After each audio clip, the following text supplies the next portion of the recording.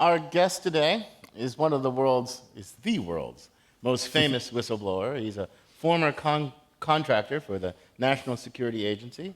He saw the workings of the NSA up close and personal, and he decided to take matters into his own hands to start a debate, he says.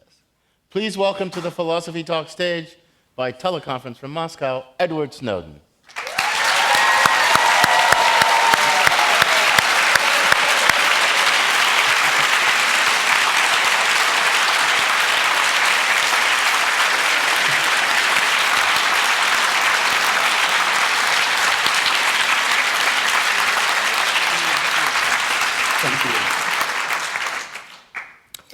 Now, Ken and I, loud enough so they could hear. Ken and I are looking at Edward Snowden right here. I don't want you to think we're turning our back to him.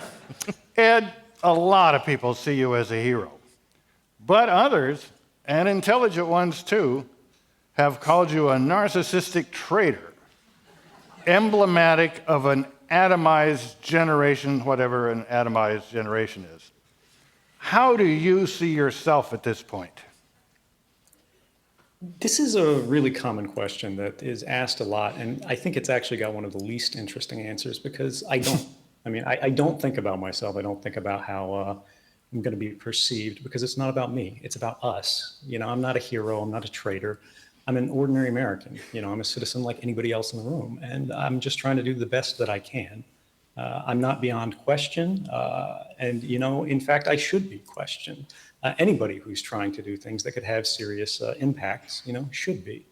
But that doesn't mean we shouldn't try. And we certainly shouldn't be afraid that we'll be called names. So, Ed, let me follow up down the path you've already started. I mean, you're taking us into the mind of the whistleblower. Now, unlike your average hacktivist on a mission, I imagine most whistleblowers start out as committed insiders. I mean, that's how come they're in a position to blow whistles. Given that, and given the possibility of prison, exile, maybe even worse, what drives a person to take this kind of action?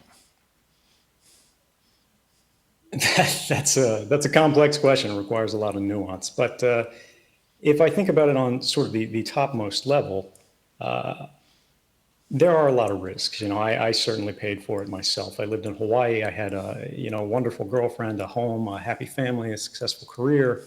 And to walk away from that, I think it does require a real commitment to something because everybody knows the risks, particularly in the national security space where the government always has strong incentives to make examples out of people. They want to protect their authority, to shield programs from oversight. And really from criticism and review by the public. But I think the driving principle there, and it's different probably for everybody, is that you have to have a greater commitment to justice than you do a fear of the law.